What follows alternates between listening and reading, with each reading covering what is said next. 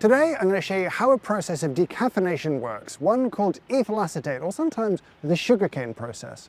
And to do that, I've come here to Bremen in Germany to visit Coffein Compagnie. And we're going to tour their whole facility and show you how coffee is processed and decaffeinated this way.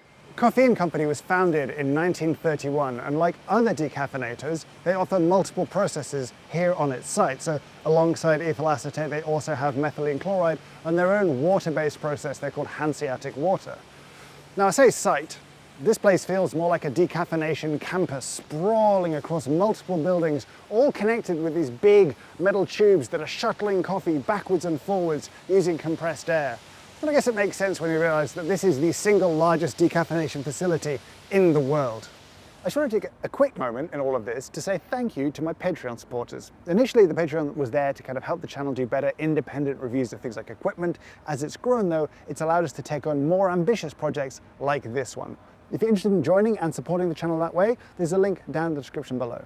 Thank you again, you lovely, lovely Patreon people. Now, very conveniently for us, here in the lobby of the main office building, they have this. It's the whole process, the whole journey that coffee goes on when it's being decaffeinated, and it's laid out as little metal miniatures. And they use it to show people how the whole process works. And frankly, we're just going to steal it. The coffee arrives here, where it will be unloaded and also cleaned additionally. Not everyone sending coffee here is sending specialty coffee. Often they're processing commercial grades that'll benefit from having any dust removed or any potential foreign objects. Now, it's not delivered in containers, instead it's delivered in trucks like this. This whole facility is so big and so busy that they have to warehouse the sort of incoming coffee at a separate site called Mullerweser.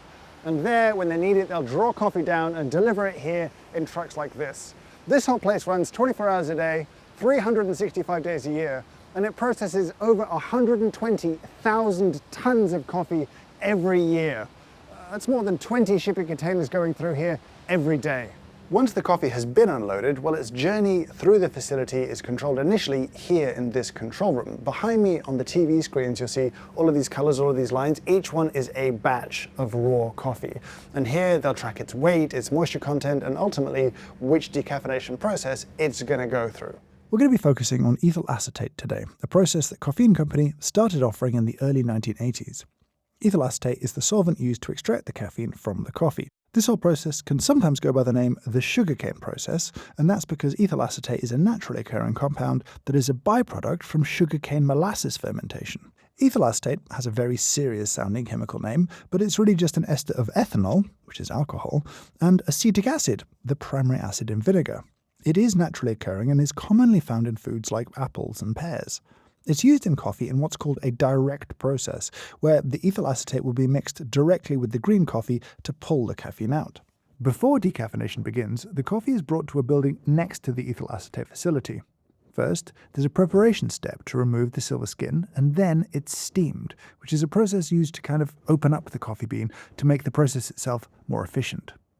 And then coffee is brought here to one of the ethyl acetate facilities on site. This is the larger one of the two that they have.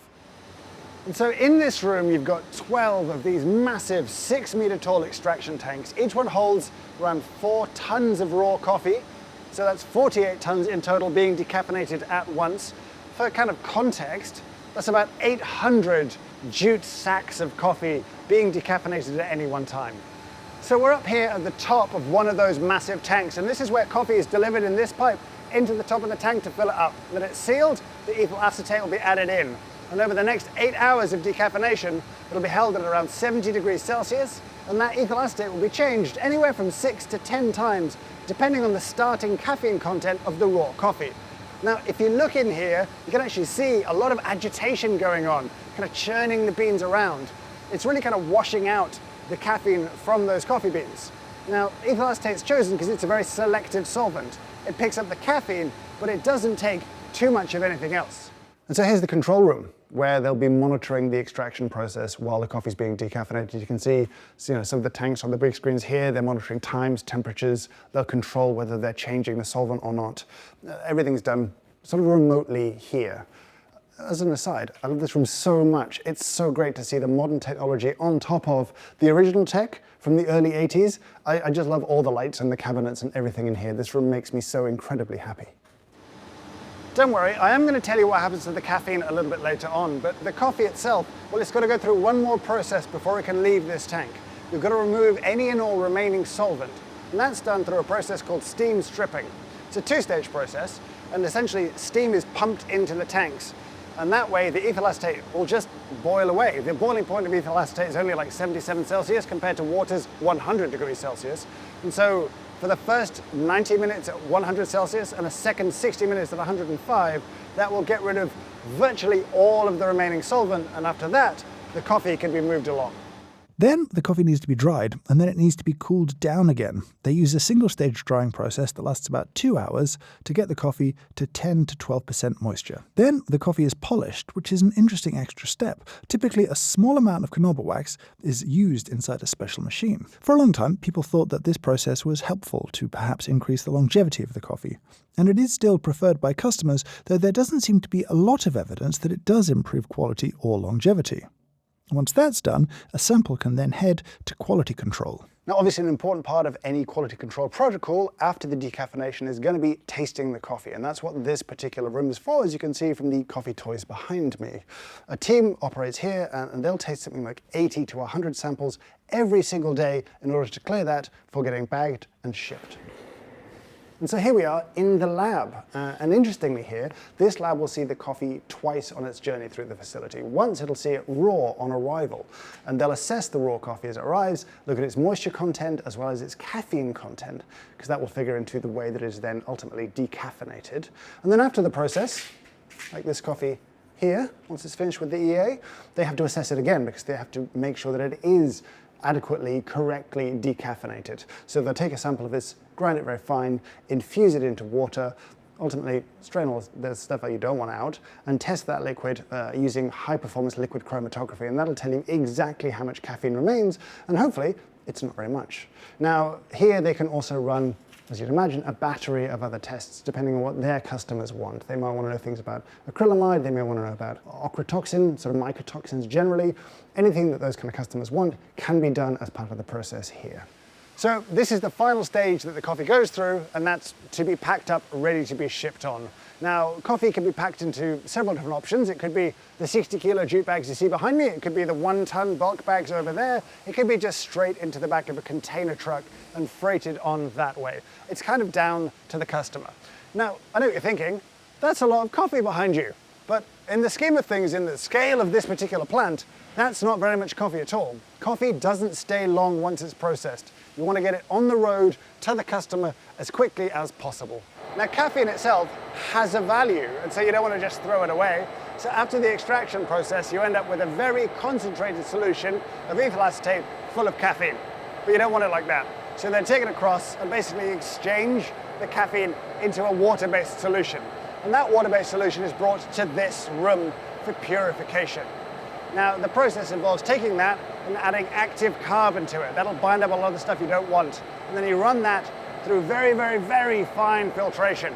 What comes out of that, you crystallize the caffeine out of it. And only the caffeine will crystallize, and most other stuff you can get rid of as well. But it's not truly pure at that stage. And so you repeat it. You add the active carbon, you filter again, you recrystallize, you do it one more time in this room. So one fun thing I can show you is actually how the caffeine looks as it's refined again and again through those stages of kind of purification. And here is what it starts like. So when it's first concentrated and crystallized out of water before it's been kind of cleaned up, it looks like this, which is a sort of brownish powder, which is interesting, kind of gray-brown. And then they'll go through that process, the active carbon, through the filtration, and you get this, which is still kind of yellow, which is interesting to me. I wonder what's giving it that color. A second refinement gets a little bit paler again, nearly there. One more refinement, and actually at this point, after the third one, it looks pretty much bright white, but it's refined a fourth time.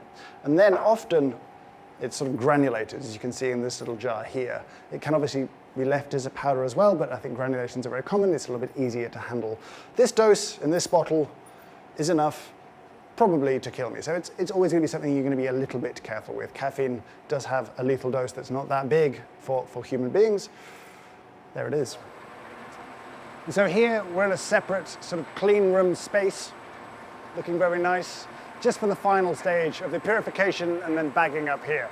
Now this is a 1-ton bulk bag of caffeine, which is a huge amount of caffeine. That's enough caffeine for 33.333 and onwards million cans of Coca-Cola, which I don't even know. And it's not like this is the output of today. This is just happening all the time. It's kind of amazing.